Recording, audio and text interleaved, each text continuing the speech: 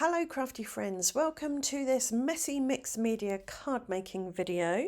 Today I'm going to make two cards, and the reason I decided to do two cards was because I wanted to compare two different types of paper. On the left I've got Daler Rowney Optima mixed media paper, and on the right I've got Flying Tiger watercolour paper.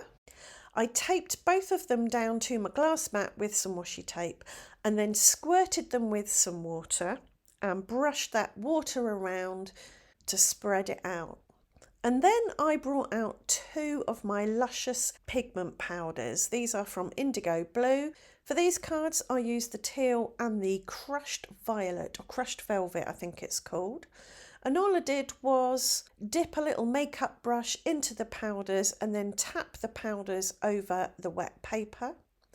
I then gave them another squirt with water to get the powders to move around a little bit more, and then picked up my glass mat and tilted it this way and that way to get the colours to run and move and spread out in a nice soft ethereal background.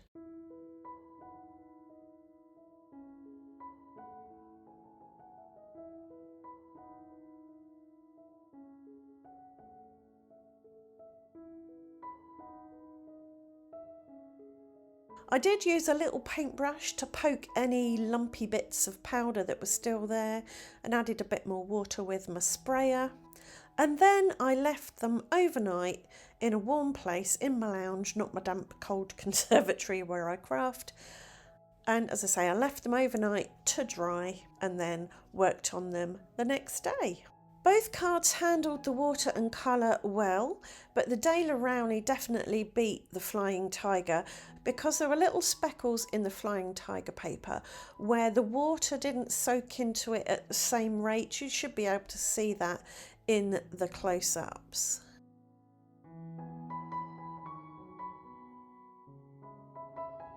For the next stage of the process, I left the papers taped down to my glass mat, and I took a pencil and drew a kind of branch leaf loose image on both papers. If you've got a stamp that does something like this, you could use that instead. Just stamp it in a waterproof ink. I'm holding my pencil quite high up so that I'm getting a loose line. I'm not trying to be too accurate. I just want a bit of a branch and 3 leaves. Next, I brought in my DIY metallic paints, and these I made with the luscious powders. I do have a video all about that. In fact, I've got a whole playlist about how to get the most out of pigment powders, so I'll leave a link to that in this video's description. So firstly, I painted my leaves in teal, the same teal as the background. And then while they were still wet, I dropped in some purple to get a bit of a blend, a bit of a mix going on. I wasn't bothered about accurately filling in the pencil lines because I wanted these cards to have a bit of an arty feel. So I'm just drawing leaves roughly where my pencil leaves were.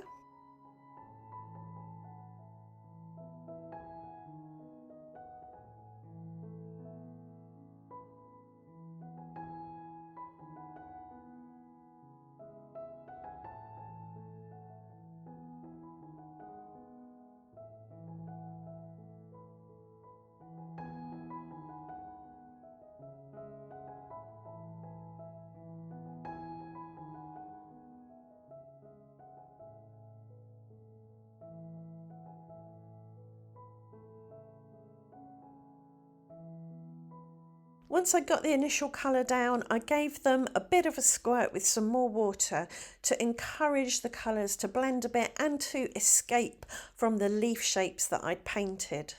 I picked my mat up again and twisted it and turned it to get things to move around. And I spattered on some water, quite a lot of water, again to encourage the paints to move around. And this just gives a really lovely sense of movement, I think, and a sense of something being alive, just having that paint escaping from the shape. When I was happy with what I had, I gave it a bit of a dry with my hairdryer. I did bring in a paintbrush as well to encourage the paints to move again, spattered on some more water, spattered on some metallic, gave it a bit of a dry here and there, mopped it up with a paper towel in places to lighten the colour. And this is one of those processes where you just kind of go with the flow.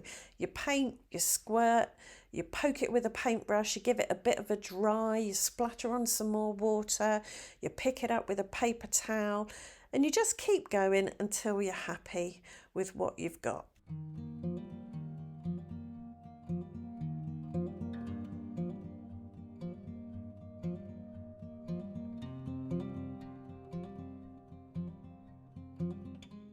Once I was happy, I gave it a really good dry with a hairdryer, and then I used my Uniball Eye Broad Black pen. This is waterproof and fade proof, and I loosely again drew some leaf shapes and a bit of a branch. As I say, you could use a stamp for this if you want, but I haven't got this kind of stamp, so I thought I would draw it by hand. So once I'd drawn my shapes once, I went over them again with my pen, thickening the lines in places just to vary the line weight and to bring in a bit of interest and again some energy, a sense of life, a sense of movement. I did feel that my leaf shapes needed a little bit of a highlight, so I gently brushed on some gold metallic paint. This I created with the Warm Wishes Luscious powder, I think.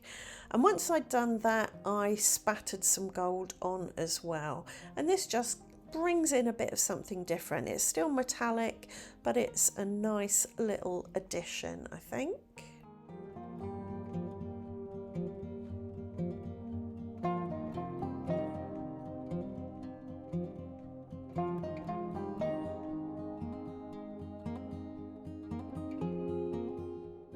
Once I'd made sure the paint was all dry, I took the washi tape off. A little tip when removing sticky tape from something that you don't want to rip: heat it with a heat tool or a hairdryer. That will soften the adhesive and make it easier to peel off. I then die cut some panels using a stitch rectangle die, and I mounted these on a card blank. For my sentiment, I chose a stamp and die. And the stamp says, "Sending my love on your special day."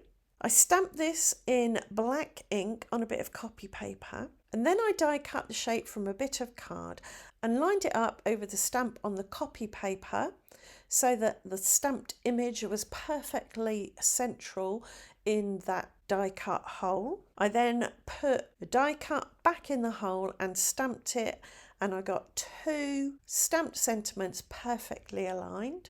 I added these to the front of my card panel with high-tack PVA glue or school glue or Elmer's glue or wood glue, as it's known in various places around the world. I didn't add any dimension because I thought that would stand out a bit too much, given that I've got a completely flat card otherwise. But I do like the way the die cut helps the sentiment stand out because it's got white around it, so it pops on that metallic coloured background. And that was these cards done. All in all, I do think both papers stood up well to this particular technique.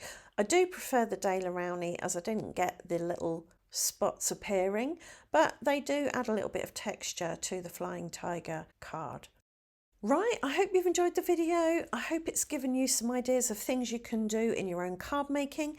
If it has, please do let me know in the comments. Leave a thumbs up, subscribe, ring the notification bell, and I'll see you back here very soon for another video.